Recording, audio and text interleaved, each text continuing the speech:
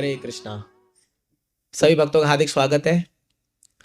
माफ कीजिएगा, मेरी मराठी उतनी अच्छी नहीं है, तो मैं समझ पाऊंगा मैं क्या बोल रहा हूँ और आप समझ पाएंगे मैं क्या बोल रहा हूँ। तो इसीलिए मैं हिंदी में प्रवचन देना प्रयास करूंगा।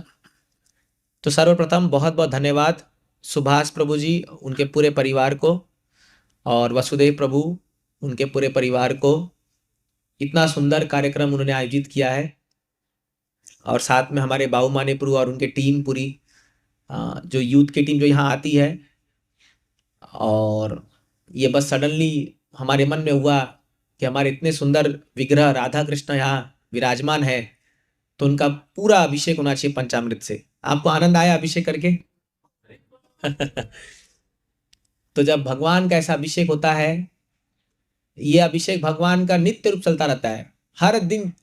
आपको लग रहा है आज जन्माष्टमी मना रहे, बट कहीं ना कहीं किसी युग में, किसी काल में, या किसी ब्रह्मांड में भगवान की जन्माष्टमी हर दिन होती है। तो ये जो जन्माष्टमी का महोत्सव है, तो जन्म अष्टमी, तो भाद्रपद पाद के शुक्ल पक्ष की अष्टमी अभी कई लोग आज मना रहे हैं और इस्कॉन में कल मनाई जाएगी। तो ये अक्सर लोगों में द्वंद्व रहता है, तो इसका भी मैं आपको बताता हूं ऐसा क्यों होता है। स्मार्त ब्राह्मण जो होते हैं, जो समाज में जो ब्राह्मण जो लोग होते हैं, वो लोग कोई भी तिथि को चंद्रमा के बदलाव से देखते हैं। चंद्र के कैलकुलेशन में वो लोग काउंट करते हैं इसको। ये बहुत टेक्निकल है, मैं आपको सिंपल शब्द बताता हूं। और हम लोग जो वैष्णव होते हैं वो सूर्य के दिशा से काउंट करते हैं। तो जब इसलिए अक्सर आप देखोगे कि इस्कॉन में जो फेस्टिवल आता है वो 2 दिन मनता है। बाहर वाले लोग एक दिन मनाते हैं, दिवाली हो चाहे कोई भी फेस्टिवल, जन्माष्टमी हो। इसका कारण है ये चंद्र और सूर्य के बीच का डिफरेंस। तो अभी हमारी जो तिथि है जन्माष्टमी की वो कल पड़ेगी, हालांकि तिथि शुरू हो गई आज, लेकिन सूर्य अस्त के पहले कोई भी तिथि यदि कंप्लीट नहीं होती है तो हम उसको खंडित मानते हैं। तो इसलिए जैसे भी अगर मान लो आज की तिथि अभी मान लो 12 बजे शुरू हुई, तो हम इसको तिथि नहीं मानेंगे, हम कल सुबह 5:30 से उसको तिथि मानेंगे। ऐसा कैलकुलेशन है, ज्यादा दिमाग मत लगाइए, बट सूर्य चंद्रमा याद रख लीजिए बस। इसीलिए हम लोग कल उपवास रखेंगे और आप लोग में से कई लोग आज उपवास रख रहे हैं। कोई फर्क नहीं पड़ता, भगवान के लिए आप तपस्या कर रहे हैं, उपवास कर रहे हैं, उसी में आपका भला हो जाएगा। देखिए, भगवान कृष्ण का विशेष स्थान है। कैसे? क्योंकि भगवान भगवता में खुद कहे हैं, जन्म कर्म चमे दिव्यम एवं यो वेति तत्वतः त्यक्त्वा देहम पुनर्जन्म नैति मामेति सुअर्जुना। हे अर्जुन, जो भी व्यक्ति मेरे जन्म और कर्म के बारे में तत्वतः जान जाता है, उसको दोबारा इस धरती पर जन्म लेना पड़ेगा। अपन सब धरती पर जन्म लिए, क्या आपके पास चॉइस था? क्या आपको पूछा गया था कि तुम्हारे कौन माँ बाप होंगे? क्यों यहाँ पर है ऐसा व्यक्ति जिसको पूछ के यहाँ टपकाया गया था इस दुनिया में कि भाई कैसा माँ बाप चाहिए? तो प्रोबेबली आप कोई बड़े धनी, एकदम अरब खरबपति के घर में पैदा होने का सोचते, प्रोबेबली ऐसा होता। बट हम सब जिस माँ बाप, ऑफकोर्स हमारे माँ बाप महान है जो इतना साल तक हमको झेले और पाले, तो हमारे पास चॉइस नहीं है। हमारे पास कोई चॉइस थोड़ी है कि आप किस माँ बाप के घर जन्म लोगे। क्या आपके पास चॉइस था कि आपकी शकल सूरत कैसी बनेगी? क्या आपके पास चॉइस था? कोई पूछा था कि भाई देख चूज कर ले, इसमें शाहरुख खान, ऋतिक रोशन, गोविंदा, या कौन सा तुम्हारा फेवरेट हीरो है, वैसा चेहरा चाहिए? या माताओं के लिए पता नहीं अब कौन सी हीरोइन के नाम है, जो भी आप सोच लीजिए। तो ऐसा कोई चॉइस नहीं था। हमारी शकल सूरत हमको अपने कर्मानुसार मिल गई है। तो आप देखोगे जब हमारा जन्म होता है इस धरती पर, तो हमारे जन्म में कोई खास बात नहीं होती है। हमको तो क्या है, हम लोग तो 9 महीने मां के गर्भ में रहते हैं और पूरे मल मूत्र में सने होते हैं, और जब बाहर निकलते हैं बहुत रोते हैं, बहुत रोते हैं। बता आपको बच्चा क्यों रोता है जब बाहर निकलता है पेट से? बोलता है अरे बच गया, इस बार मैं बच गया। क्योंकि वो इतना यातना सहता है मां के गर्भ में कि वो एक प्रकार से बेहोश की अवस्था में पड़ा रहता है, और मां के गर्भ में वो प्रार्थना करता है, हे भगवान इस बार बाहर निकाल दो, कैसे भी इस बार बाहर निकाल दो, मैं कसम खाता हूं आपकी भक्ति करूंगा और दोबारा जन्म नहीं लूंगा इस संसार में। ऐसा वो बोलता है, एक शिशु बोलता है। ये श्रीमद् भागवत के 3 स्कंद में आता है। लेकिन जैसे ही बाहर निकलता है तो उसके अरे मेरे चाचा, मेरा ताऊ, मेरे मामा, मेरी मामी, माँ, पिता, दादा, दादी, और मेरा बेटा, और मेरा, ऐसा करके लॉलीपॉप खिलाते हैं उसको, वो भूल जाता है सब कुछ। वो जो यातना था, गर्भ में सहा था, भूल जाता है वो। फिर जब वो दुनिया में आगे बढ़ता है तो बढ़िया खाने को मिल रहा है, क्योंकि अभी देखिए 10-15 साल तक तो, जब हमारा तो लगभग 18 साल तक हम लोग को कोई सोचना ही नहीं था। हम लोग जब कॉलेज गए तो पिताजी खाली एटीएम में बोलते थे पिताजी पैसा खत्म हो गया, तो वहां से भेज देते थे, और यहाँ उड़ाए जा रहे हैं, आराम से खा रहे हैं पी रहे हैं। तो लगभग 18 साल तक तो कोई चिंता ही नहीं थी कि कपड़ा कहाँ से आएगा, खाना कहाँ से आएगा, मेरे को रहने के लिए रेंट चाहिए, सब चाहिए, कोई चिंता नहीं है। जब 18 साल का जॉब में गए तब समझ में आया दुनिया क्या होती है। जब खुद का पैसा कमाने लगे और जब दुनिया के लोगों से मुलाकात करने लगे, समझ अरे बाप रे इतना आसान नहीं है। जैसे एक बार, अभी हम तो ब्रह्मचारी हैं, तो हमारे मंदिर में हमको पता नहीं है कि आटा दाल कहाँ से आता है। हमारी अपनी सेवा दी गई है, हम वो सेवा करते हैं और अपना सुबह शाम को जाते प्रसाद हमको बन के आ जाता है। ये सुविधा प्रभुपाद जी की कृपा से है। तो एक बार एक ब्रह्मचारी हमारे गुरु महाराज के पास क्या बोला, महाराज मेरे को नहीं रहना मंदिर में, ये प्रॉब्लम है, ये प्रॉब्लम है, ये है, वो है, वो है। तो महाराज को कह रहे, देखो तुम बहुत अच्छे स्थान में हो, तुम अभी इसको छोड़ के मत जाओ, यहाँ तुम्हें कोई टेंशन नहीं है, और लिटरली हमको कोई चिंता नहीं है मंदिर में, हमको खाली अपना भजन भक्ति करना है, सारी व्यवस्था हो रखी है, भगवान की कृपा से सारी व्यवस्था हो रखी है, कोई चिंता नहीं है हम लोग को। तो उनको महाराज ने कहा कि मत जाओ बाहर, तुमको पता नहीं है बाहर दुनिया कैसा है। तो बोला नहीं नहीं मेरे को पता है, सब पता है, मैं सब कर लूंगा अपने ही। तो महाराज बोले ठीक है जाओ, तुम्हारी इच्छा है। गया 15 एक हफ्ता 10 दिन में आया, भाग भाग के बोला महाराज अरे इतना महंगा सब्जी है, मेरे को पता ही नहीं था, अरे चावल इतना महंगा मिलता है, इसमें कोई कैसे जिएगा। महाराज बोले मैं पहले ही बोला था तेरे को, अभी तुमको पता नहीं चल रहा है कि आटे दाल का भाव क्या है, पर जब बाहर जाओगे खरीदोगे पैसा कमाओगे समझ में आएगा कि आटा दाल का भाव क्या होता है। तो वो बोला अरे बाप रे बाप। इसी प्रकार जब हम बच्चे रहते हैं तो हमको सोच पता नहीं चलता, सब तो माँ बाप दे रहे हैं, थोड़े बड़े होते हैं तब हमको ये ज्ञान होता है। तो मैं क्या बता रहा था कि हमारा जन्म जो है हमारे कर्म अनुसार बाय फोर्स होता है, इसमें आपका चॉइस नहीं होता कि मैं इस घर में जन्म लूंगा या ये मेरे माँ बाप होंगे, हाँ ये स्कूल में पढ़, ऐसा कुछ चॉइस नहीं होता है। हमको ऐसी अनायास आना पड़ता है इस दुनिया पर, और इस दुनिया में कई प्रकार के हमको क्लेश झेलने पड़ते हैं, जैसे आदि दैविक, आदि भौतिक, आध्यात्मिक। आप देखो बचपन में अगर बच्चा है उसको जॉन्डिस हो गया, पीलिया हो गया, कितना तकलीफ होता है उसको, उसको सर्दी हो गया तो पूरा कफ भर जाता है। तो इस प्रकार, बट भगवान का जन्म ऐसा नहीं है। कृष्ण का जब जन्म होता है तो भगवान को कोई फोर्स नहीं करता, वो अपनी इच्छा से माता देवकी और वसुदेव के घर में जन्म लेते हैं, अपनी इच्छा से, उनको कोई फोर्स नहीं कर सकता। और देखिए भगवान का जन्म एकदम ड्रामेटिक होता है, एकदम लीला के अंतर्गत जो है, एकदम इतने सुंदर रूप से भगवान जो है आते हैं कि अपने माँ बाप को अपने जन्म से पहले कारागार में डाल दिया। हाँ आप देखिए, जेल में जन्म लेते हैं भगवान। हाँ बताइए, जेल में जन्म ले रहे हैं, उनके पहले कंस ने उनके 6 भाइयों की हत्या कर चुकी है। तो ऐसे एकदम ड्रामेटिक अपनी इच्छा से आते हैं। लेकिन जब भगवान आते हैं तो उनका जो ऐश्वर्य है, उनका जो वैभव है, उनकी जो क्या बोलेंगे, पूरी जो पार्षदगण है सब साथ में आते हैं। इसलिए जब भगवान जन्म लेते हैं, अगर आपने वो कृष्णा मूवी देखी है या भागवत में पढ़ा है, तो भगवान जब एक आम बालक जन्म लेता है तो आप देखोगे कैसे उसका पूरा मल मूत्र सना होता है। भगवान ऐसे जन्म लेते, और भगवान देवकी के गर्भ से कोई ऐसे नॉर्मल डिलीवरी में नहीं निकलते जैसे हमारे नॉर्मल बच्चे लोग निकलते हैं, ऐसे नहीं होता है। भगवान देवकी पहले वसुदेव के हृदय में आते हैं और फिर वसुदेव के हृदय से देवकी के हृदय में जाते हैं और हृदय से डायरेक्ट प्रकट होते हैं, और शंख चक्र गदा पद्म धारण करके चतुर्भुज रूप में भगवान प्रकट होते हैं। तो उस समय जब जेल में प्रकट होते हैं, मथुरा में आज भी वो स्थान है, आप जाओगे तो देखोगे, और जब भगवान प्रकट होते हैं पूरा रोशनी, ऐसे लगता है करोड़ों सूर्य का रोशनी एक बार में आ गया उस जेल में। और भगवान उस समय देवकी को, वसुदेव को कहते हैं कि वसुदेव विलंब मत करो, मुझे तुरंत अभी ले जा करके ले चलो गोकुल। सोचो उस माँ का क्या हुआ होगा, देवकी का, जो जस्ट अभी बच्चे को जन्म दी है और अभी उसको छोड़ना है, मतलब उसको किसी और को देना है। ऑलरेडी 6 बच्चे उसके ऑलरेडी मारे जा चुके हैं और एक का स्थानांतर हो चुका है, एक भी बच्चे का सुख नहीं मिला। और 8वां जो बच्चा हुआ, जो कृष्ण हुए, उसको भी अभी छोड़ के जाना है। सोचिए आप क्या मां होगी वो, कितना झेली है, इसलिए कृष्ण के माँ बाप बनना आसान नहीं है।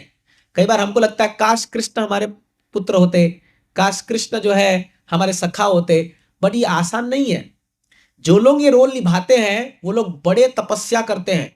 देवकी और वसुदेव ने कई सालों तक भगवान की तपस्या की थी भगवान को पुत्र रूप में प्राप्त करने के लिए। लेकिन जो पुत्र का सुख भगवान देते हैं, सोचिए जिसके हाथों में भगवान खेल रहे होंगे, क्या सुख। अभी देखिए हमने अभिषेक किया तो कितने सुंदर ठाकुर जी लग रहे कि नहीं लग रहे, कितने चमक रहे हैं, कितना सुंदर। सोचिए आप एक, ऑफकोर्स भगवान यहाँ विराजमान है मूर्ति के रूप में, वो इतने सुंदर लग रहे हैं, तो सोचिए जो एकदम अपने असली स्व शरीर में जब भगवान होंगे क्या दिखते होंगे वो। चलो सोचो आप, ऐसा भगवान का रूप होता है कि कोई एक बार देख ले भगवान को आंख हटा नहीं सकता, इतने सुंदर होते हैं भगवान। ऐसे भगवान को देवकी और वसुदेव को अपने गोद में खिलाने का मौका मिला। और फिर वसुदेव जो है वो कृष्ण को लेके चलते हैं गोकुल में, और यमुना नदी जो है, बहुत तूफान आ गया होता है, पूरा भयंकर जो है तूफान उठ चुका होता है यमुना में, और भगवान को एक टोकरी में वो लेके चलते हैं वसुदेव। और यमुना मैया बार बार जो है वो कृष्ण के पांव छूने के लिए ऊपर उफान मार रही है। वसुदेव का पूरा सिर भर चुका है पानी से, पूरे रात का अंधेरा है, पूरा तूफान है। लेकिन देखिए वसुदेव, यहां पर एक शुद्ध भक्त की बात आती है कि शुद्ध भक्त भगवान की जो इच्छा है उसको पालन करता है। हाँ, थोड़ा सा पीछे चलते हैं। जब कंस को ये आकाशवाणी हुई थी कि कंस अपनी बहन देवकी का रथ लेकर के जा रहा था उसको अपने ससुराल छोड़ने के लिए, तो भविष्यवाणी हुई, मूर्ख कंस, जिस बहन का तू रथ चला के जा रहा है उसका 8वां संतान तेरा काल होगा, वो तेरे मृत्यु का कारण होगा। उसका 8वां संतान तेरा काल होगा। असुर और देवता में यह अंतर मैं आपको बताऊंगा अभी। असुर क्या होता है, जैसे ही उसको खुद की जीवन की कुछ अगर कठिनाई आती है वो अपने रिश्ते नाते सब तोड़ देता है। ये कंस अपनी बहन देवकी से इतना प्रेम करता था कि खुद रथ हाँक के जा रहा है उसको ससुराल छोड़ने के लिए। हाँ, और वही जब जैसी आकाशवाणी हुई कि इसका 8वां संतान तेरा काल बनेगा, तेरा मृत्यु का कारण बनेगा, तुरंत तलवार निकाल लिया। बोला देवकी, मैं तुझसे बहुत प्रेम करता हूं, लेकिन तेरे गर्भ का जो संतान है वो मेरा काल बनेगा और ये हो नहीं सकता, इसलिए न रहेगा बांस न बजेगी बांसुरी, तेरा ही काम तमाम कर देता हूं। तुरंत तलवार निकाल लिया। तो देवकी बोली भैया ये सडन चेंज कैसे हो गया एकदम, अभी तो आप इतना प्रेमवश मेरा विवाह करा रहे थे। ये असुर है। तो असुर को जहां अपना फायदा दिखेगा वो किसी का भी हत्या कर सकता है, किसी को भी धोखा दे सकता है, चाहे वो खुद के माँ बाप हो, चाहे वो भाई हो, चाहे वो बहन हो, चाहे वो खुद के पत्नी बच्चे क्यों ना हो, धोखा दे सकता है। वो असुर है वो, क्योंकि उसको खाली अपना इंटरेस्ट दिखता है, मेरे को क्या मिल रहा है। बट देवता जो होते हैं वो ऐसे नहीं होते। जो देवता गुण वाले होते हैं, दैवी संपदा वाले, वो दूसरों का भलाई पहले देखते हैं। तो फिर क्या हुआ, वसुदेव बोलता है कंस को, अरे कंस भैया, आपको तो इसका 8वां संतान न मारेगा, ये थोड़ी मारेगी, देवकी से थोड़ी आपका वध लिखा हुआ है, इसका क्यों हत्या करो। नहीं नहीं, इसके गर्भ से तो संतान जन्म लेगा ना। तो फिर वसुदेव कहता है भैया मैं आपको वचन देता हूं कि जो भी संतान इसके गर्भ से पैदा होगी मैं वो आपको लाके दे दूंगा, मैं वो आपको लाके सौंप दूंगा, और आपको जो करना हो कर लेना उसके साथ। तो सोचो कंस को इतना भरोसा था कि वसुदेव जो है वो देवी संपदा वाला है, देवता का गुण वाला है, ये अपना वादा को निभाएगा। तो बोला ठीक है, तुम दोनों को कारागार में बंद करते हो, और जब तक 8वां संतान पैदा नहीं होगा तब तक तुमको कारागार में ही रहना पड़ेगा। तो दोनों को बेड़िया बांध करके कारागार में डाल देते हैं। पहला संतान पैदा होता है, वसुदेव लेके जाते हैं। अभी सोचो अपनी संतान को लेके जा रहे हैं, मरने के लिए दे रहे हैं उसके हाथ में, कैसा लग रहा होगा। बट वसुदेव वचनबद्ध है, और पहला संतान को ले जाते हैं, बोलते भैया ये ला आपका, ये आपके हाथ में ये संतान दे रहा हूं। तो उस समय कंस बोलता है अरे मेरे को तो खतरा 8वां संतान से है, ये तो पहला है, इसको वापस ले जाओ, मैं इसको जीवन दान देता हूं। तो बोला अरे वाह, सडनली अभी असुर के मन में इतना भाव कैसे आ गया। तो कभी कभी असुर अच्छा व्यवहार भी करेंगे, कभी कभी जो असुर जो संपदा वाले होते हैं वो अच्छा अच्छा व्यवहार भी करेंगे, लेकिन तुरंत उनका खोपड़ी घूम जाता है। फिर तुरंत उसका जो एक कंस का जो एक क्या बोलेंगे एलाई था, या उसका जो एक मंत्री था, वो बोला अरे कंस, एक कमल के पत्ते, एक कमल के फूल में अगर 8 पंखुड़ी है तो कौन सी पंखुड़ी पहली है, कौन सी 8वीं है, ये कौन बता सकता है? करेक्ट है। एक कमल का फूल लीजिए, उसमें मान लो 8 पंखुड़ी है, तो पहला कौन सा है, 8वां कौन सा है, आप बता नहीं सकते। तो बोले भगवान विष्णु बड़े चतुर होते हैं, तो वो 8वां पहला आ सकता है, पहला 8वां आ सकता है। तो इसलिए आपको रिस्क नहीं लेना चाहिए। तुरंत वसुदेव को बोला वापस ला, और उसके सामने उस शिशु को उठा करके पटक दिया जमीन पर। काम तमाम। ऐसे करके 6 पुत्रों को मार दिया वसुदेव के। जब 7वां पुत्र हुआ तो 7वां पुत्र बलराम जी हुए, और बलराम जी को योग माया ने स्थानांतरण किया। देखिए आज ऐसी कोई टेक्नोलॉजी नहीं है हमारे पास जिसमें हम एक मां के गर्भ से दूसरे मां के गर्भ में एक जिंदा शिशु को ट्रांसफर कर दे। आजकल टेस्ट ट्यूब बेबी आता है, जिसमें क्या होता है, एक वीर है किसी पुरुष का लेकर के मां के गर्भ में बच्चे को पैदा किया जा सकता है। बट एक जन्म बच्चा, मतलब जो गर्भ में आ चुका है, 5 महीना का हो चुका है, कोई टेक्नोलॉजी है ऐसा जिसको ठा करके उस गर्भ से सीधा स्थानांतरण कर दे? ये बलराम जी के समय में हुआ। देवकी के गर्भ से 5 महीने के बच्चे को रोहिणी माता के गर्भ में एज इट इज ट्रांसफर किया गया। और यहां पर जब कंस आया, बोला 7वां संतान का है, तो बोले मिसकैरेज हो गया है, मतलब खत्म हो गया, ये गर्भ में ही खत्म हो गया। फिर जब 8वीं संतान हुई, जब भगवान कृष्ण 8वीं संतान जब हुई, तब कृष्ण ने वसुदेव को कहा कि तुम मुझे लेके चलो गोकुल। अब देखिए यहां पर बड़ा इंटरेस्टिंग पॉइंट है। वसुदेव ने वचन दिया था कंस को कि मैं हर एक संतान को आपको लाके दूंगा, तो कृष्ण को भी देना चाहिए जाकर के, है कि नहीं? बट यहां वचन तोड़ देते हैं।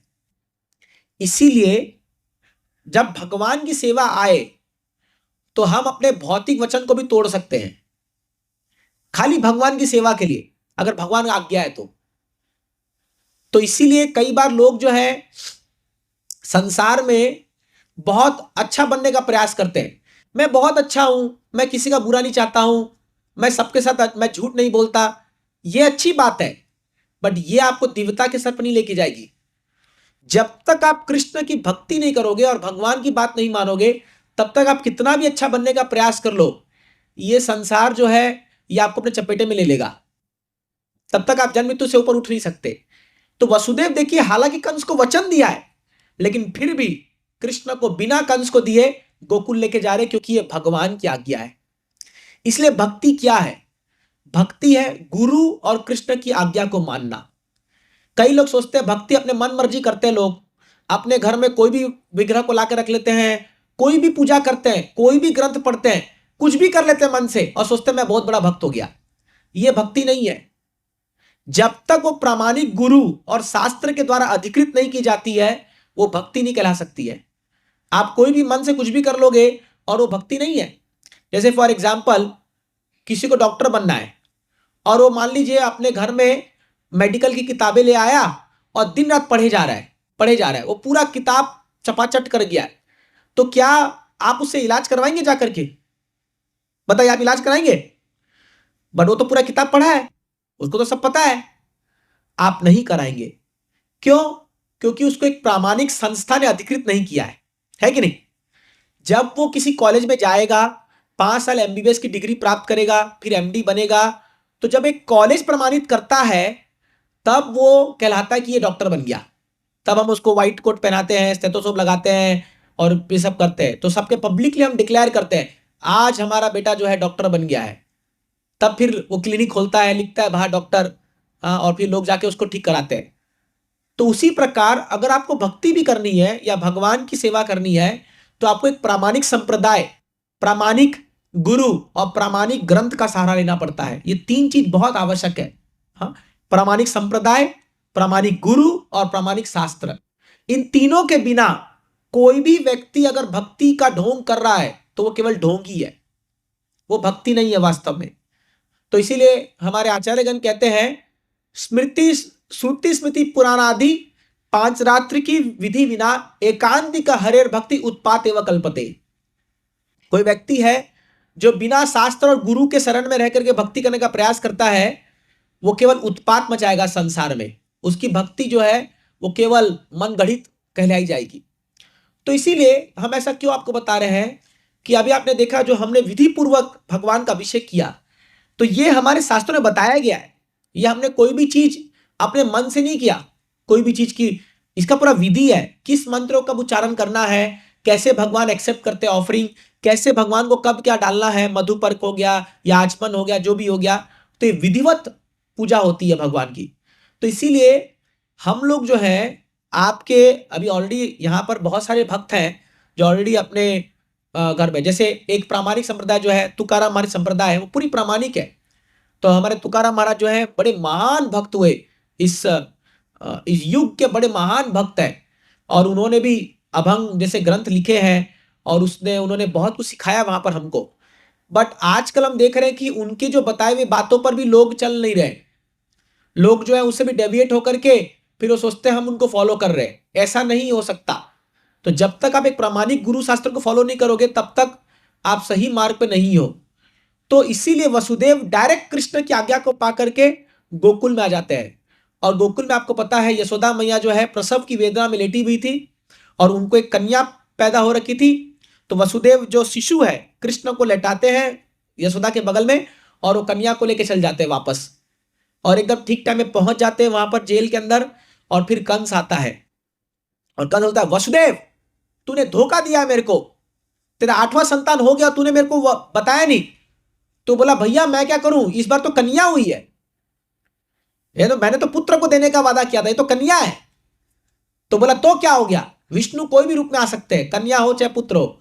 और वो कन्या को लेकर के फेंकता है कंस जो है वहीं पर चबूतरे पर फेंकता है, बट वो कन्या से योग माया निकलती है।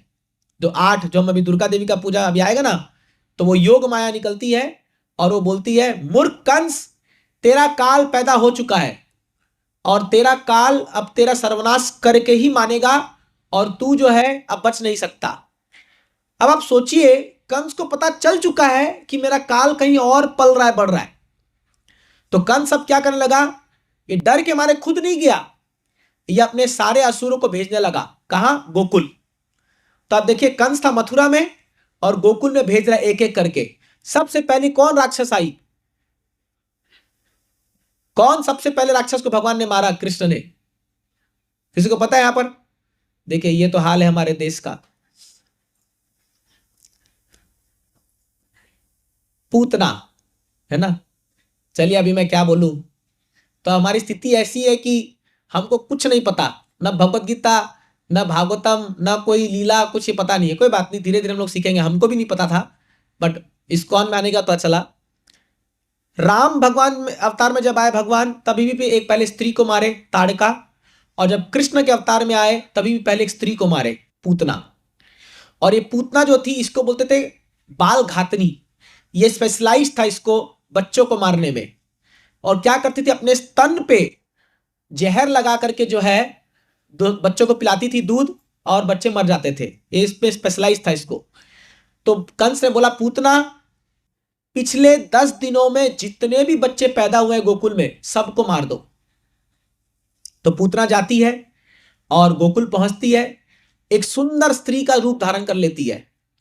आप देखो पहले जमाने में, आज भी गांव में जब बच्चा जन्म होता है तो कई माताएं उसको दूध पिलाती है कि नहीं है। उसकी बुआ, पता नहीं आजकल तो ये, लेकिन हम लोग तो देखे हुए हैं बचपन में कि पहले जमाने में गांव में ये कोई वो नहीं था। कई 7 प्रकार की माँ होती है ना। 7 प्रकार की माँ के बारे में कहा गया है शास्त्र में। एक खुद की माँ, एक माँ होती है इसको बोलते हैं धात्री। धात्री मतलब जो नर्स लोग, जो जब बच्चा पैदा होता है ना, तो जो जो दाई आकर के जो कराती है ना, बच्चा को पैदा कराती है। अरे आजकल ना ऑपरेशन थिएटर में बच्चा पैदा होता है, पहले तो घरों में ही नॉर्मल बच्चे पैदा होते थे। तो जब बच्चा पैदा होता है तो जो दाई उसको मदद करती है वो भी माँ कहलाती है, उसको बोलते हैं धात्री, है ना। फिर एक गौ माता, पृथ्वी माता, चौथी राजमाता, राजा की जो वाइफ है, या हाँ राजा की जो वाइफ है उसको ही माँ कहा जाता है। गुरु माता, गुरु की जो पत्नी है वो भी माँ कहला जाती है। कितना 6 हो गया। और एक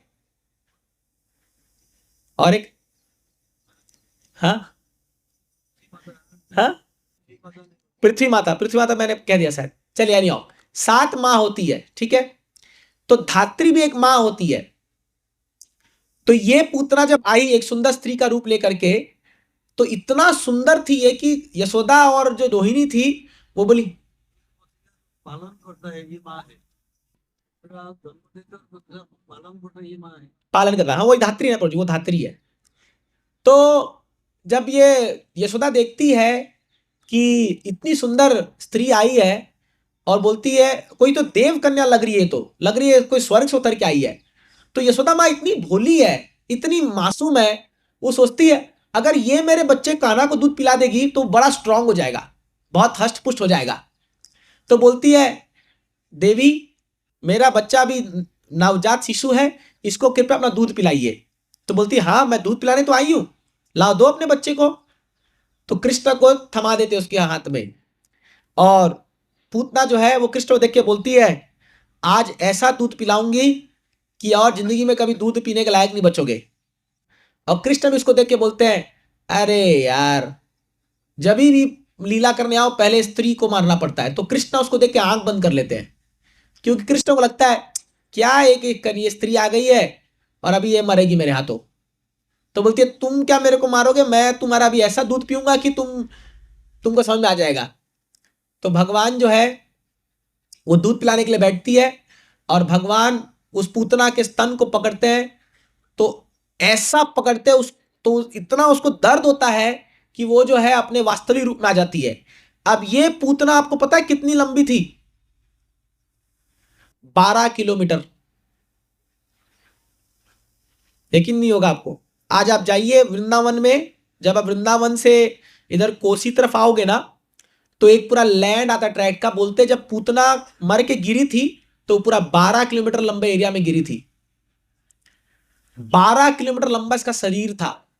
और सोचो कृष्ण कितने होंगे, छोटे से होंगे बालक एकदम, और कृष्ण उसके स्तन को पकड़ लिए एकदम। तो बोली छोड़ छोड़ छोड़, बोली तू ही तो पिलाने आई थी दूध, अब पीने तो दे अच्छे से।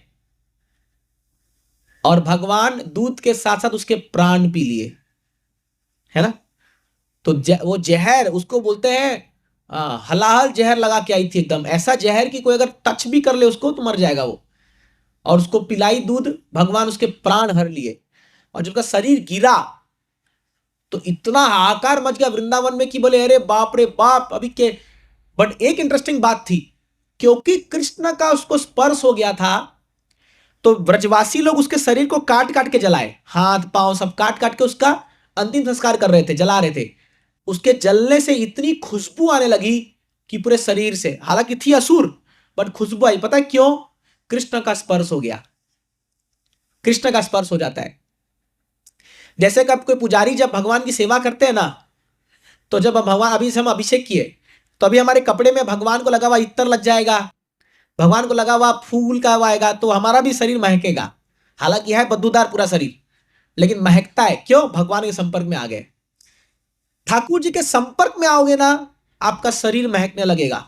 अरे शरीर क्या, आपका पूरा जिंदगी महकने लगेगा। हरि बोल।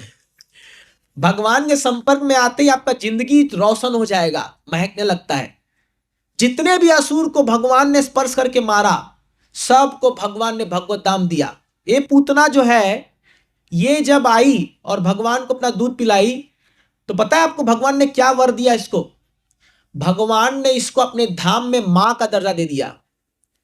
क्योंकि जब आप भगवान के पास आते हो तो भगवान आपका दुर्गुण नहीं देखते, वो देखते हैं कि ये आया तो सही मेरे पास।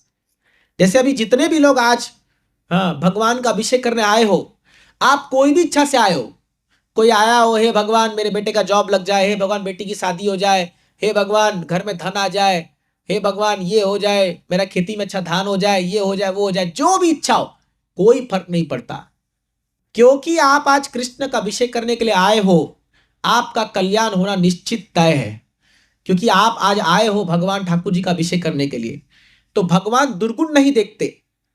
हालांकि पूतना भगवान को मारने के लिए आई थी, लेकिन किस रूप में आई थी? मां के रूप में आई थी। तो भगवान दुर्गुण को हटा दिए और उसके मां का रूप को एक्सेप्ट कर लिए, और भगवान अपने धाम में उसको मां का दर्जा देते। कोई होगा ऐसा व्यक्ति?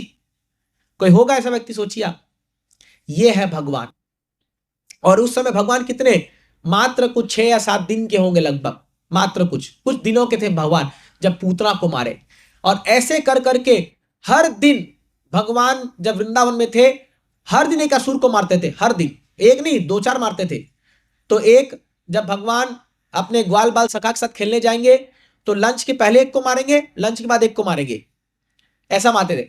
एक बड़ा इंटरेस्टिंग बात है, वृंदावन में भगवान कोई भी असुर को अस्त्र शस्त्र से नहीं मारे। आप देख लो, सबको अपने हाथों से, किसी को लात मार करके, किसी को जैसे अपने मुंह में धारण कर लिए, ऐसे मारे हैं भगवान।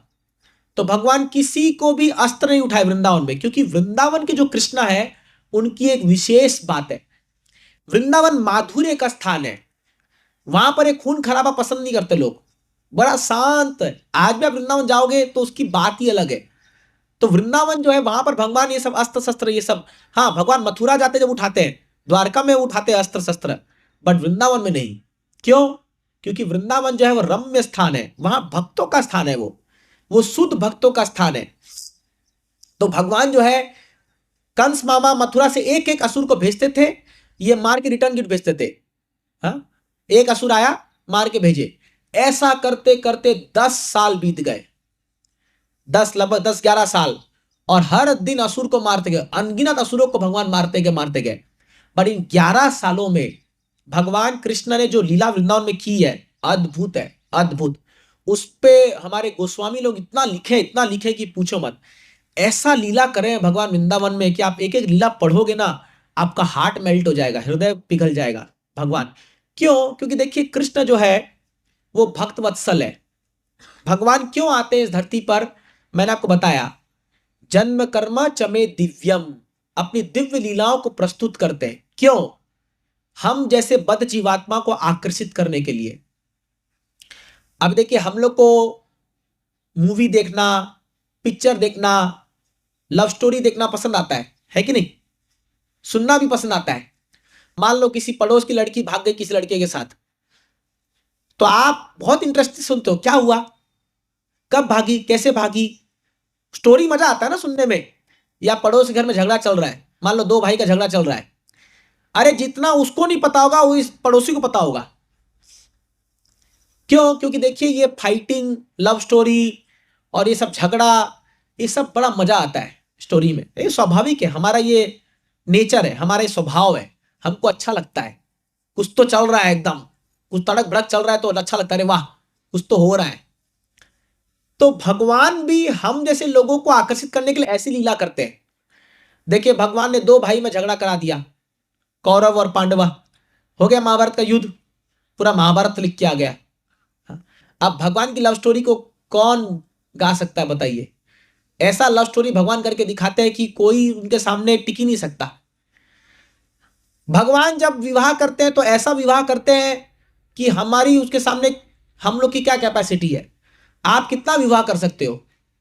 एक ही कर सकते हो, दूसरा मत करना, नहीं तो पड़ेगा चप्पल। हम तो एक ही में ही हमारा हालत खराब हो जाता है। भगवान 16,108 विवाह करते हैं और सबको एक एक महल देते हैं, सबको पालन करते हैं, और भगवान अपने आप को 16,108 रूप में विस्तरित भी करते हैं। मैं ये क्यों बता रहा हूं कि जब हम भगवान लीला को देखते हैं तो लगता है ये तो सामान्य मनुष्य के समान है, बट एक्चुअली वो सामान्य नहीं है, वो दिव्य है। क्यों? क्योंकि भगवान कोई भी भौतिक आवरण के अंदर नहीं आते हैं। भगवान पर 3 नॉट रिक्वायर्ड, अभी तक अच्छा इनको दे दो, मेरे को दरकार नहीं, मुझे दरकार नहीं। 3 गुण के अंदर भगवान नहीं आते। भगवान, हम सब, ये बहुत इंपॉर्टेंट बातों को बता रहा हूं, अगर आप ये नहीं समझोगे तो आप भगवान लीला को भी हम जैसे कॉमन लीला समझोगे, जो हम लोग जो करते हैं। हम सब 3 गुण के वशीभूत है, सत्वगुण, रजोगुण, तमोगुण, और इन तीनों गुणों के कारण हमारे अंदर विकार उत्पन्न होते हैं। कैसे? काम, क्रोध, लोभ। नॉट रिक्वायर्ड, बंद कर दीजिए इसको, नहीं चाहिए मेरे को। काम, क्रोध, लोभ, मोह, मद, मत्सर्य हमारे अंदर आ जाता है, क्योंकि ये जो 6 प्रकार के अनर्थ हैं, ये 3 गुण के वशीभूत होकर के हमारे अंदर पनपने लग जाते हैं, हमारे हृदय में। इसलिए आप देखिए क्या होगा, जैसे ही हम कुछ अच्छा करने जा रहे होते हैं, ये अनर्थ हमारे अंदर ऐसे उत्पन्न हो जाते हैं कि हमसे गड़बड़ काम हो जाता है। फॉर एग्जाम्पल, अगर आप थोड़ा धन कमा लिए, मान लो आपको मान लीजिए आपको लॉटरी लग गई और आपने 100 रुपया इन्वेस्ट किया और आपको 1000 रुपया मिल गया, ठीक है। अब आपका मन क्या कहेगा, अरे बाबा 10 गुना प्रॉफिट, 100 रुपया किया 1000 मिला, अभी 1000 करूंगा तो कितना मिलेगा, 10,000 मिलेगा, 10,000 करूंगा तो 1,00,000 मिलेगा, 1,00,000 करूंगा तो 10,00,000 मिलेगा। वो ऐसा कैलकुलेट करता है और ऐसा कैलकुलेट करते करते करते करते वो अपना 10,00,000 20,00,000 इन्वेस्ट करता है और लास्ट में जाके पूरा पैसा हार जाता है। हारता है कि नहीं हारता, बता दीजिए। जुआ में 1-2 ही आदमी जीतते हैं, 1 या 2% का ही मुनाफा होता है, बाकी 99% लोग का लॉस होता है कि नहीं होता, बता दीजिए। ये क्या है, ये अनर्थ है, ये ग्रीड है, ये जो है ये हमारा जो लोभ हमारे मन में आ जाता है ना, करे तो ये लोभ, ये जो जुआ खेलना क्यों मना किया गया है शास्त्र में, इससे लोभ आ जाता है। लोभ, देखिए स्वयं भगवान ने युधिष्ठिर महाराज को जुआ खिला के दिखाया। क्यों दिखाया, कि देखो कितना गंदा चीज है। वो सोचो अपना राज्य हार गए, अपने भाइयों को हार गए, अपने पत्नी को भी हार गए और 13 साल का वनवास जाना पड़ा। इतना इतना तक आपको लूट देगा ये जुआ और ये जो है। लेकिन लोग क्या है, लोग सोचते हैं क्विक मनी चाहिए, जल्दी पैसा कमाना है, जल्दी कमाना है, तो जाते हैं और अपना घर बार कभी कभी जमीन गिरवी पे रख देते हैं। और इतनी बुरी हालत है भारत में, मैं क्यों बता रहा, खासकर गांव में देखा जाता है ये चीजें, कि अपना अच्छा खासा जिंदगी बर्बाद कर लेते हैं लोग इसके चक्कर में। ये अनर्थ है। काम वास्ता के चक्कर में आप देखो, हाँ कभी कोई एक नौजवान लड़का है, किसी नौजवान लड़की को देख लिया, स्त्री के आकर्षण में आकर के क्या उटंग पटांग काम कर बैठता है। गांवों में आजकल ज्यादा ये सब देखने को मिल रहा है। मोबाइल उसके हाथ में दिन भर है, 24 घंटा मोबाइल है और इंटरनेट भी है। अभी तो ये जियो के वजह से जो है फ्री इंटरनेट भी आया था, लेकिन आप तो लूट रहे पूरा भर भर के। इंटरनेट में सारी गंदी गंदी पिक्चर देखते रहता है दिन भर, रात भर उसको नींद आती नहीं है, वो सारी गंदी गंदी पिक्चर देखता है। उसके मन में क्या होगा, फिर विकार उत्पन्न होगा, उस काम उत्पन्न होगा। वो क्या काम करेगा बताइए फिर। तो उसको पिताजी बोलते जा बेटा कुछ काम धंधा कर, पैसा कमा, वो तो कुछ और ही काम में लगा हुआ है। क्यों, मन में अनर्थ उत्पन्न हो गए हैं, या अनर्थ उत्पन्न हो गए। तो इस प्रकार काम क्रोध लोभ मोह मद मत्सर्य जो है, मत्सरता एनवियसनेस जो है, आप देखिए आज एक परिवार में जाके देखिए, 2 भाइयों के बीच में कितना मतभेद आ गया है। क्यों, मत्सरता है। अरे इसको ज्यादा जमीन क्यों मिलेगी, 1-1 इंच जमीन के लिए खून खराबा कर देते हैं, करते कि नहीं करते लोग। मत्सरता है, एनवियसनेस है। तो हम 3 गुण के वशीभूत हैं, इस प्रकार हमारे अंदर अनर्थ आते हैं। बट भगवान वशीभूत नहीं है।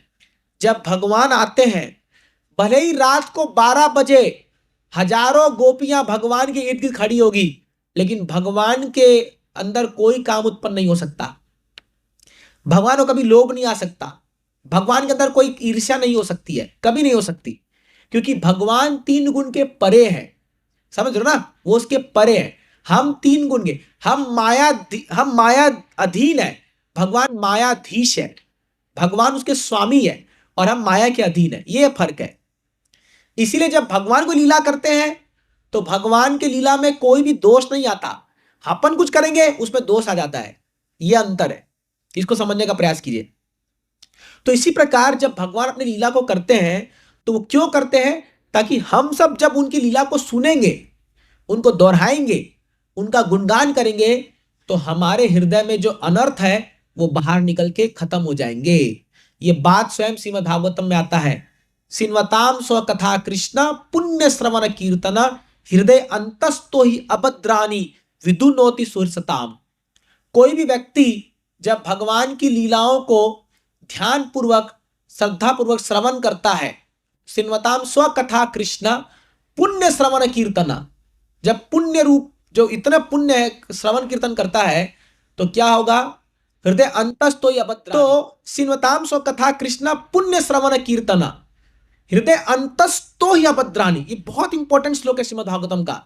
क्यों हमें कृष्ण कथा सुनना चाहिए, आपके हृदय में अभी बहुत सारे अभद्र बैठे पड़े हैं जो अभी आपको पता नहीं है। वो समय समय पे निकल के आएंगे, समय समय पे वो निकल के आएंगी। हाँ, जैसे किसी को कोई बीमारी हो जाती है ना, जैसे कैंसर आदि बीमारी हो जाती है, तो एक बार उसको दबा देते हैं हम लोग, लेकिन वो फिर से निकल के आता है, फिर से बार बार निकल के आता है वो, और अंततः व्यक्ति को खत्म कर देता है पूरा। उसी प्रकार हमारे हृदय में बहुत सारे अनर्थ पड़े हुए हैं जो आप अभी ध्यान नहीं दे रहे हो, जिसको आपको पता नहीं है, बट एक दिन वो ऐसे निकल के आएंगे कि हमारे सर्वनाश का कारण बन जाएंगे, वो हमारा सर्वनाश कर देंगे वो।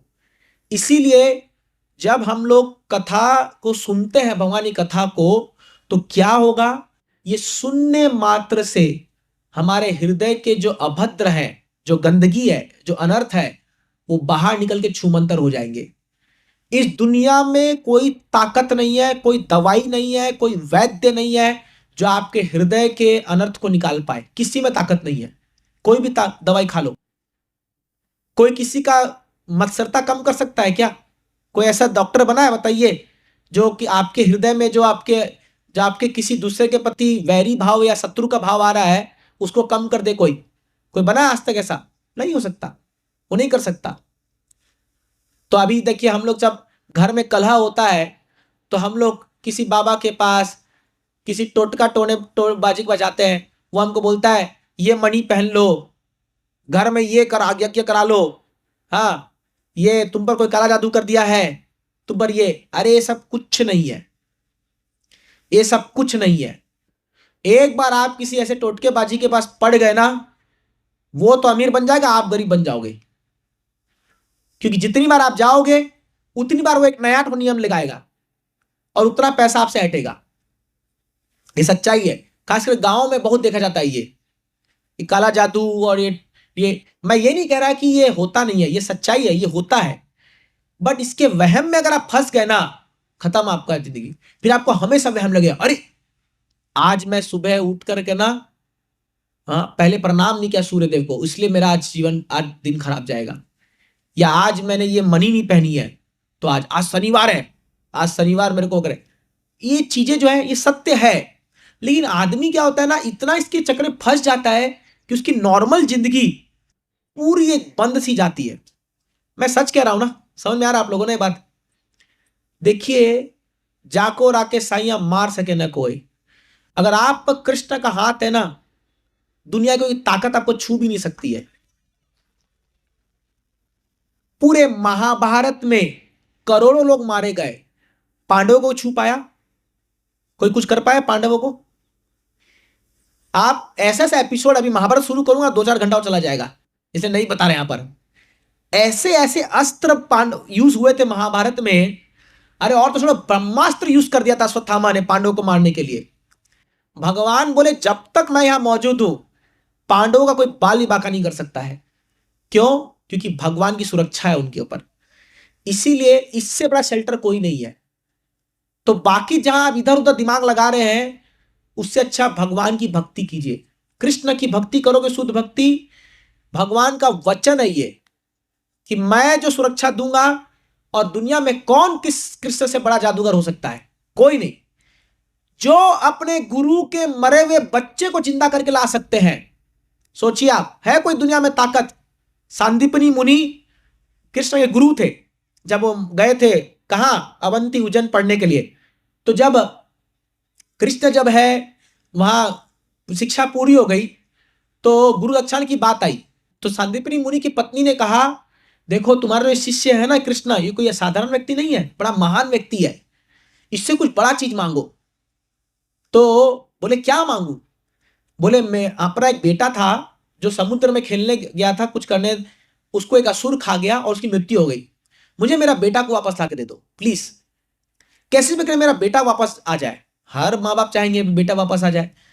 तो कृष्ण जो है वो जाके सांदीपनि मांग दिए। बोले देखो, मैं जानता हूं तुम बड़े महान व्यक्ति हो, तुम कुछ भी कर सकते हो।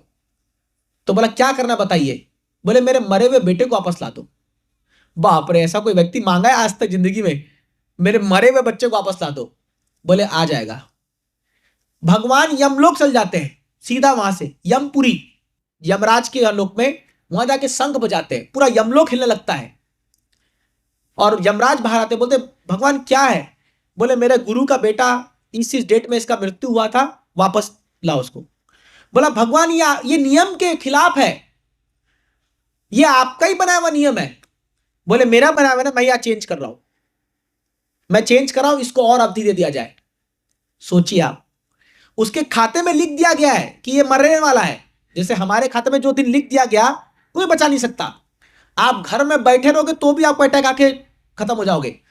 और आपके अगर भाग्य में आपके अगर जीवन दान है तो आप ट्रेन के नीचे भी आ जाओगे तो भी ट्रेन आपके ऊपर से पार हो जाएगी। देखा है ना आपने ऐसा एग्जाम्पल, है ना। तो इसी प्रकार जब वो कृष्ण वहां पर गए तो यमराज को बोला कि इसके गुरु के बच्चे को वापस लाओ। और आप यकीन नहीं मानेंगे, यमराज ने पूरा अपना खाता में फेर बदल करके, पूरा सिस्टम अपडेट करके, सॉफ्टवेयर करके, पूरा सिस्टम बदल करके पूरे बच्चे को स्व शरीर उनके सामने लाके प्रकट कर दिया, गुरु के सामने। और उस दिन गुरु उनको आशीर्वाद देते बोलते, कृष्ण तुमने जो आज काम करके दिखाया है, तुमने जो गुरु दक्षिणा दी है, ये न भूतो न भविष्य दुनिया में कोई दे नहीं सकता। और मैं तुमको वरदान देता हूं कि जो भी शिक्षा मैंने तुमको दी है वो अमर काल के लिए तुम्हारे मस्तिष्क में छपी रहेगी, मतलब अखंड काल के लिए। ऐसा थे, ऑफकोर्स वो दरकार नहीं था क्योंकि भगवान को ऑलरेडी सब पता है। बट मैं क्यों बता रहा हूं, जो व्यक्ति मरे हुए इंसान को जीवित कर सकता है तो क्या जीवित व्यक्ति को बचा नहीं सकता मृत्यु से? तो काहे का डरना फिर, क्यों डरना? अरे एट लास्ट क्या होगा, अगर हमारे जीवन में कुछ भी घटना घटनी है, सबसे वर्स्ट क्या होगा? मृत्यु आएगी ना, उससे ऊपर तो कुछ नहीं हो सकता, उसके ऊपर कुछ है भी नहीं। बट भक्त लोग तो ऐसे होते हैं, मृत्यु से भी डरते नहीं है वो। क्यों? क्योंकि उनको पता है कि अभी मृत्यु आएगी, डायरेक्ट भगवान के पास जाऊंगा। कौन डरता है मृत्यु से? वो डरता है मृत्यु से जिसको बहुत आसक्तियां हैं।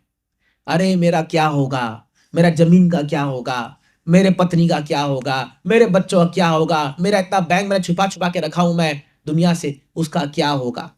बट जिसको आसक्ति नहीं है संसार से, उसको क्या डरना मृत्यु से।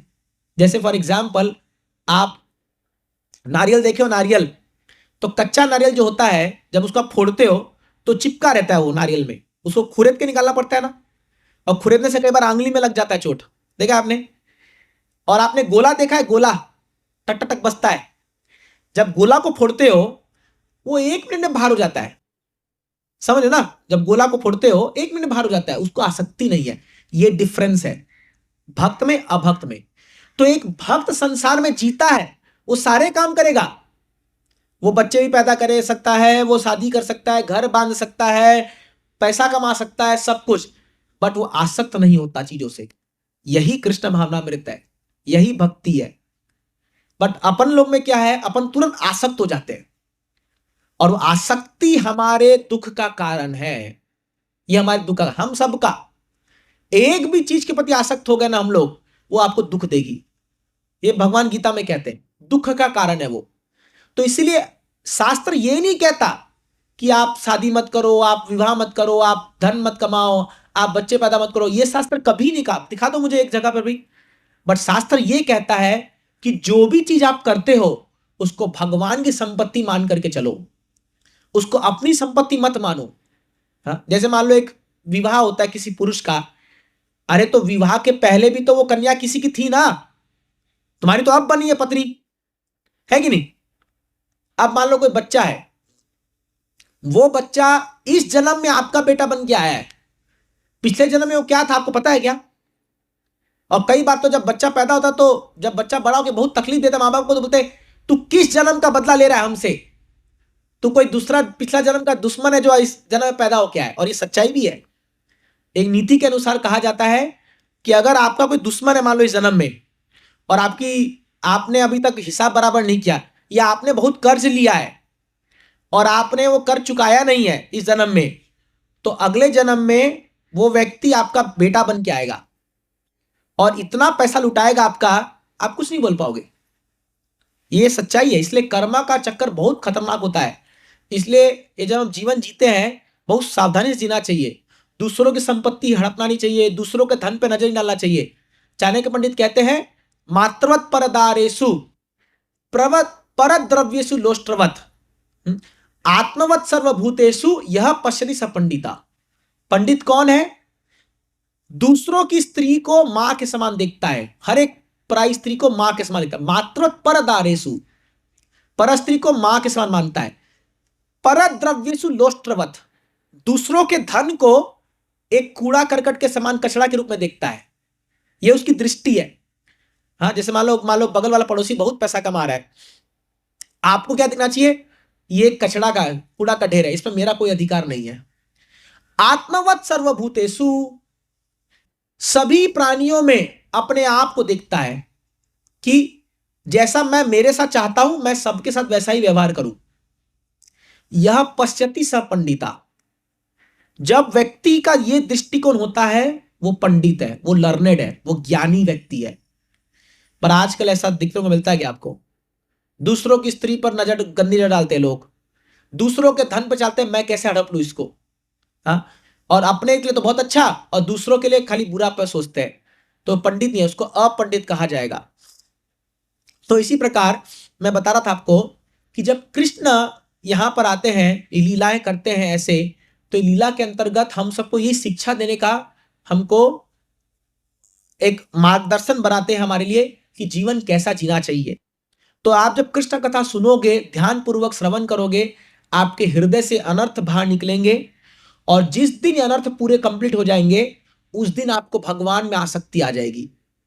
अभी ये अनर्थ के कारण हमारे को आसक्ति है यहाँ की संसार में, बट जब अनर्थ धीरे धीरे हटेंगे ना, तो भगवान में आसक्ति। और एक बार ठाकुर जी में आसक्ति आपको आ गई, कृष्ण आसक्ति आ गई, ओह, आपका जीवन का जो आनंद आएगा आप कल्पना भी नहीं कर सकते हो। You can not imagine. भक्ति का जो सुख है उसका आप कल्पना भी नहीं कर सकते हो। ये वही व्यक्ति जान सकता है जो उसको टेस्ट करता है, वही व्यक्ति। ऐसा सुख है।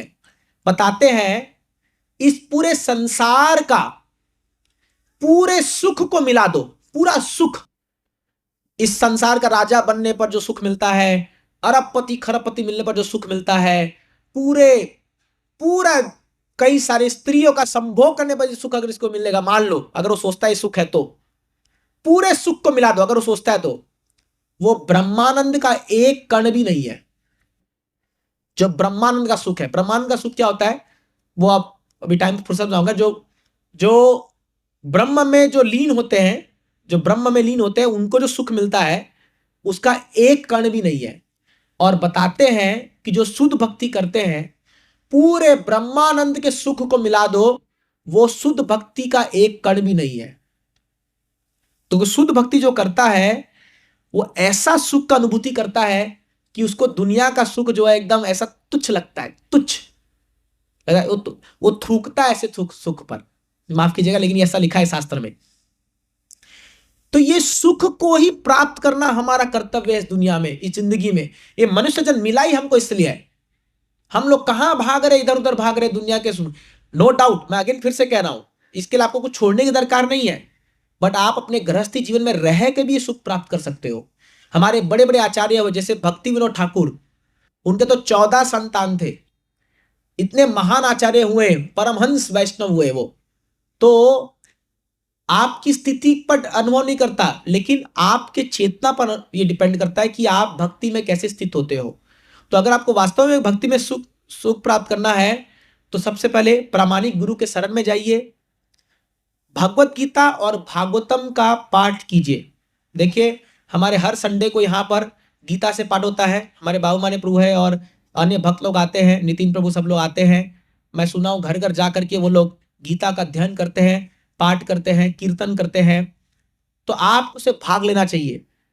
देखिए ये वैष्णव लोग आपके गांव में आ रहे हैं, इनको कोई धन नहीं चाहिए आपसे, ये खुद ही बहुत कमाने वाले। आपको पता है ये सब जॉब करते अच्छा खासा और बहुत पैसा कमाते हैं। कोई वो पैसे की कोई कमी नहीं है, वो ऐसा चिंता मत कीजिए आप, है ना। हमें कोई धन की आवश्यकता ऐसा नहीं है।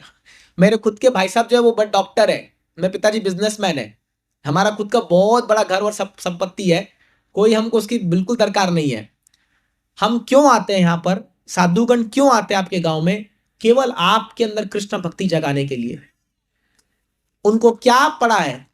हम तो आराम से अपना वहां बैठ करके, हम मतलब इन भक्तों के लिए मैं कह रहा हूं, मैं तो हर संडे नहीं आता हूं, मैं तो बहुत दिन बाद आया हूं, बट ये भक्त लोग यहाँ आते हैं सुबह अपना समय निकाल करके। एक संडे तो इनको मिलता है, जॉब से एक संडे छुट्टी मिलता है, और वो भी वो संडे का पूरा लगभग आधा बेला वो आपको दे देते हैं। गांव गांव में जाके कीर्तन करते हैं, घर में जाकर के गीता का पाठ करते हैं, लोगों के संशय जो डाउट है उसको करते हैं। क्यों? केवल ये करने के लिए कि आपका उद्धार हो। इसको बोलते परोपकार। चैतन्य महाप्रभु ने कहा था, भारत भूमि ते मनुष्य जन्म होइलो जार। जिस किसी भी व्यक्ति का इस भारत भूमि में जन्म हुआ है और खास के मनुष्य का जन्म सार्थक करी कर परोपकार। अपने जन्म को सार्थक करो भक्ति करके और दूसरों परोपकार करो, दूसरों का उद्धार करो, दूसरों के जीवन को सुखमय बनाओ। ये हमको शिक्षा दी गई है। इसी के अंतर्गत हम लोग जगह जगह जाते हैं, प्रचार करते हैं, मेहनत करते हैं और लोगों को कन्विंस करने का प्रयास करते हैं कि अरे बाबू कहां जा रहे हो माया के पीछे, भगवान के पीछे भागो। कितना भागोगे माया के पीछे? भाग भाग के थक के मर जाओगे, एक दिन मिलेगी तो नहीं माया। आपको क्या लगता है माया इतनी सस्ती है क्या? वो नहीं मिलेगी। लेकिन कृष्ण के पीछे भागोगे, माया आपके पीछे भागेगी। आप देखोगे। समझो, एक उदाहरण देता हूं। मान लीजिए आप किसी बड़े आदमी के घर में गए और वहां पर बाहर बोर्ड लगा है, बीवेयर ऑफ डॉग्स, कुत्तों से सावधान। ठीक है, आप घर में घुसने का प्रयास करोगे, कुत्ता आएगा ना, बाओ बाओ बाओ बाओ करके भगाएगा ना आपको, भगाएगा नहीं भगाएगा? अब आप पूरा कंपाउंड में भाग रहे हो, अरे बचाओ बचाओ बचाओ। अभी मालिक आ गए, मालिक बोला टॉमी चुपचाप बैठो इधर। तो कुत्ता दुम हिला के, जीभ हिला करके बैठ जाएगा एक जगह में कोने में, और फिर आपको मालिक आपको बुला लेगा, आइए अंदर आइए मीटिंग करते हैं। तो ये जो कुत्ता है एक प्रकार से माया का रूप है। आप जो है कृष्ण की संपत्ति को भोगने का प्रयास कर रहे हो तो ये कुत्ता माया दौड़ा दौड़ा के मारेगी। बट जैसे ही कृष्ण आ जाएंगे सामने, कृष्ण बोलेंगे माया चुप बैठो, ये मेरा भक्त है, छोड़ दो इसको। आप पर माया छूट हट जाएगा, माया आपके ऊपर से हट जाएगी और आप देखोगे। इसीलिए जो कृष्ण का शरण लेते हैं वो लोग जो धन कमाते हैं उसका कोई गिनती नहीं है। कृष्ण भक्त योग माया के अंदर काम करते हैं और जो साधारण व्यक्ति है वो महामाया के अंदर काम करते हैं। महामाया बड़ा दुर्दैव है, दुर्गा माँ है वो। दुर्गा माँ को देखियो, त्रिशूल पकड़ी थी ना, त्रिशूल पकड़ी है ना, वो त्रिशूल क्या है? आदि दैविक, आदि भौतिक, आध्यात्मिक क्लेश है वो कष्ट देती है लोगों को। जो लोग भी संसार में बिना भगवान को पूजा किए आप भोगने का प्रयास करते हैं उनको कष्ट देगी, आध्यात्मिक क्लेश देगी। मन और शरीर से चिंता आ जाएगा, शरीर में बीमारियां पैदा होती है, टेंशन आएगा, डिप्रेशन आता है, एंजाइटी आती है। फिर आदि भौतिक, आप कुछ नहीं करो तो आप पे कई सारे दुश्मन पैदा हो जाएंगे जो आपको हानि पहुंचाने के लिए बड़े बड़े कुछ टोटकेबाजी करते हैं। कितने आपके दुश्मन होते हैं कि नहीं होते? आप थोड़ा सा धन कमा लो, आपके 1000 दुश्मन पैदा हो जाएंगे। और फिर आता है आदि दैविक, आदि भौतिक, आदि दैविक क्लेश। ये वर्षा होना, सुनामी आना, अर्थक्वेक आ जाना, बाढ़ आ जाना, ये सब भी क्लेश है। तो दुर्गा देवी जो है ना वो क्लेश से पूरा जीवात्माओं को परेशान करती रहती है। बट योग माया ऐसा काम नहीं करती है। जो लोग भक्ति करते हैं तो भगवान गीता में कहते हैं मम माया दुरत्तया मामेव प्रपद्यन्ते माया में ताम तरंती ते। ये जो मेरी माया है दुर्दैव है, बहुत मुश्किल है इसको वो करना, कैप्चर करना, लेकिन जो मेरा शरण लेगा वो इससे पार हो जाता है। तो इसीलिए कृष्ण की शरण में आओगे, कृष्ण की भक्ति करोगे, माया से आपका पीछा छूट जाएगा। आपका देखोगे जिंदगी इतना सुंदर बन जाएगा, ऐसा आनंद आपको अनुभव होगा, आपको लगेगा अरे मैं कहां था। कई लोग अभी हमको कहते हैं जिन लोगों, प्रभु जी पहले क्यों नहीं आ गया इस मार्ग में? मैं बोला हम लोग तो बैठे ही थे, आप नहीं आए, हम क्या करें? आप माया के पीछे भाग रहे थे।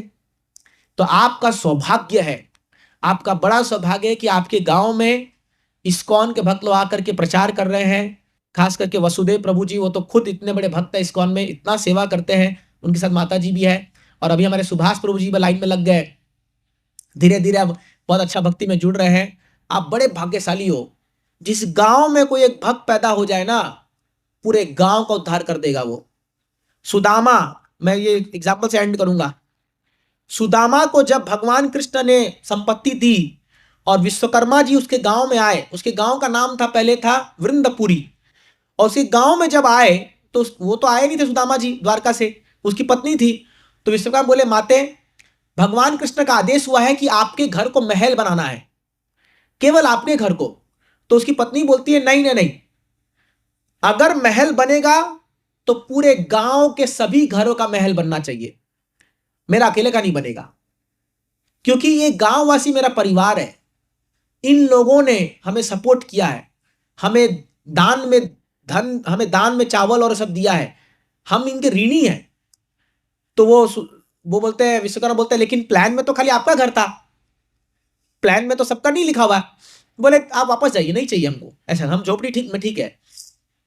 वो तुरंत फोन लगाए किसको, कॉन्ट्रैक्टर को या हाई अथॉरिटी कृष्णा को, बोले भगवान ऐसा ऐसा बोल रही है ये तो, बोले सबका घर महल बना दो। पूरा वृंदापुरी को महल बना दिया, पूरा द्वारका ने सब बना दिया। और भगवान बता आपको क्या बोले कि सुदामा का महल जो मेरा सबसे प्रिय महल है रुक्मिणी का, वैसा महल बनाओ पूरा। और वो वृंदपुरी का नाम बदल के फिर सुदामापुरी रख देगा। आज भी आप जाओगे सुदामापुरी, वहां पर जाके आपको मिलेगा। ये द्वारका से कुछ कुछ किलोमीटर दूर पे आता है, 100 200 300 किलोमीटर पे। तो आप सोचिए भगवान की भक्ति करोगे, इतना धन देंगे ना, संभाल नहीं पाओगे। प्रभुपाद जी को देखिए, जब प्रभुपाद जी अमेरिका गए थे जलदूत जहाज में, 40 रुपए पास में था खाली। अमेरिका गए थे एक जहाज में, दो हार्ट अटैक आया, 70 वर्ष का आयु था। लेकिन जब आए, बाप रे बाप, इतना संपत्ति मिला प्रभुपाद जी को। आज आपको जान के हैरानियत होगी कि आज प्रभुपाद जी के संस्था के लगभग नहीं तो 1100 केंद्र है पूरे वर्ल्ड में। 1100 केंद्र। शिला प्रभुपाद जी के द्वारा लिखी गई 55 करोड़ किताबें बढ़ चुकी है पूरे दुनिया में। Can you imagine? आप सोच सकते हो इतनी प्रॉपर्टी प्रभुपाद जी के मतलब संस्था के नाम पे आ रखी है कि ठिकाना ही नहीं है कहां क्या क्या है। क्यों? कि प्रभुपाद जी कृष्ण के शुद्ध भक्त थे। बट वो प्रॉपर्टी कोई हम ऐसा अपना थोड़ी यूज करें, भगवान की सेवा के लिए यूज करे प्रभुपाद जी ने। क्या? क्योंकि प्रभुपाद जी ने सर्वस्व निछावर कर दिया था भगवान के लिए। तो इसीलिए ठाकुर जी की भक्ति कीजिए, कृष्ण का शरण लीजिए, आप देखोगे आपका जीवन जो है बहुत सुंदर बनेगा और सारे कठिनाइयां खत्म होती जाएगी धीरे धीरे, और अंत तो गत्वा आप भगवान के धाम को प्राप्त करोगे। ये निश्चित तय है। जो लोग भी भगवान के भक्ति करते, भगवान गीता में कहते हैं अंत काले च मामेव स्मरण मुक्त्वा कलेवरम यह प्रयाति समद्भावम नात्याति संशया। जो भी व्यक्ति मेरा भक्ति करके अंत काल में मुझे स्मरण करके शरीर छोड़ता है, वो मेरे धाम को प्राप्त करेगा, मेरे जैसा शरीर प्राप्त करेगा। इससे बेटर और क्या मिलेगा आपको बताइए?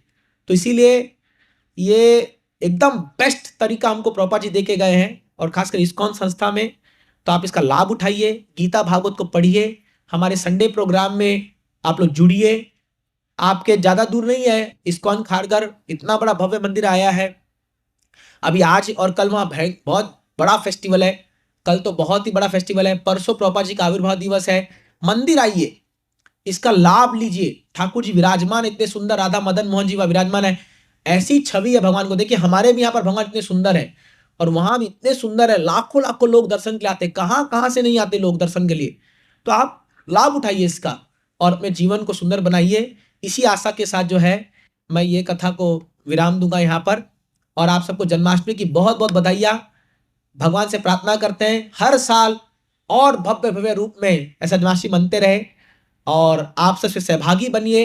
अपने गांव को भक्तों से भरिए, भक्ति कीजिए। देखिए महाराष्ट्र में गांव गांव में जो है तुकाराम महाराज का जो है अभंग गाए जाते हैं। हम देखते हैं, अभी हम लोग एक करजत में हमारा एक फार्म हाउस आ रहा है, वहां गांव में हम कीर्तन ले गए थे। हर घर में तुलसी का पौधा है, हर घर में तुलसी का पौधा है, घर में घुसते विठल रुक्मिणी का मूर्ति है। इतना सुंदर लग रहा था देख करके। और क्या कल्चर है, क्या भाव है उन लोगों का, इतने सरल लोग और इतने भक्ति लबालब भरा पड़ा है उनके अंदर। ये कल्चर को खोने मत दीजिए, नहीं तो कल आपके जो बच्चे हैं ना, वो फिर जो कल्चर अपनाएंगे अमेरिका का और ये वेस्टर्न वर्ल्ड का, आपका जीना हराम कर देंगे वो लोग। तो अपने संस्कृति को बचाइए, अपने बच्चों को ज्ञान दीजिए, गीता क्या है, भागवत क्या है, इसको बताइए। तब जाके संस्कृति बचाओगे, कल अपना आपका भी सुरक्षा होगा। अगर जब आप बूढ़े हो जाओगे तो आपका स्थान होगा वृद्धाश्रम। ये भी याद रख लीजिए कि आज अपने बच्चों को नहीं सिखाओगे संस्कृति, तो आपको भूल जाइए, कल आपको वो आपके साथ रखेंगे, बिल्कुल नहीं रखने वाले हैं। और ये सिचुएशन आ गई है मुंबई में, तो हम देख ही रहे अभी कैसा हो रहा है। तो इसलिए आपसे हाथ जोड़ के विनती है, इस मार्ग को अपनाइए और जीवन को एक अच्छे पग पे, एक मार्ग पे लेके जाइए। ठीक है, बहुत बहुत धन्यवाद। Again lot of thanks to Subhash Prabhu ji और उनकी पूरी फैमिली, और वसुदेव प्रभु उनकी पूरी फैमिली। इतना सुंदर कार्यक्रम इन्होंने आयोजित किया और सिंगल हैंडेडली बहुत मेहनत किया है। 2-3 दिन से, लगभग एक हफ्ता से बोल सकते हैं, बहुत मेहनत करते हैं लोग, बहुत मेहनत कर रहे हैं। तो भगवान जरूर आपकी मेहनत को देख करके आप पर बहुत कृपा बरसाएंगे, क्योंकि जो कोई भी भगवान की जन्माष्टमी को मनाता है और मेहनत करता है, भगवान का विशेष कृपा उस पर आएगा, ये तो 100% आना है। तो इसीलिए आप बड़े सौभाग्यशाली है कि आपको ये सेवा का अवसर मिला। तो आप सब भी सौभाग्यशाली है, इसलिए अगले साल और भव्य होना चाहिए। होना चाहिए कि नहीं होना चाहिए? तो हर साल ऐसा जन्माष्टमी सुंदर उत्सव हो और पूरा गांव सम्मिलित हो। अभी तो मुझे लगता है पूरा गांव तो नहीं आ पाया, शायद प्रसाद में आ जाएंगे, प्रसाद में आ जाएंगे, मुझे पता है। लेकिन पूरे गांव आए, अभिषेक में भाग ले, तो बड़ा आनंद आएगा। ठीक है, बोलो कृष्ण कन्हैया लाल की, श्री राधा मदन मोहन भगवान की, श्री गौर निताई की, तुकाराम महाराज की, शिला प्रभुपाद की, ताई गौर प्रेमानंदे, हरि हरि बोल।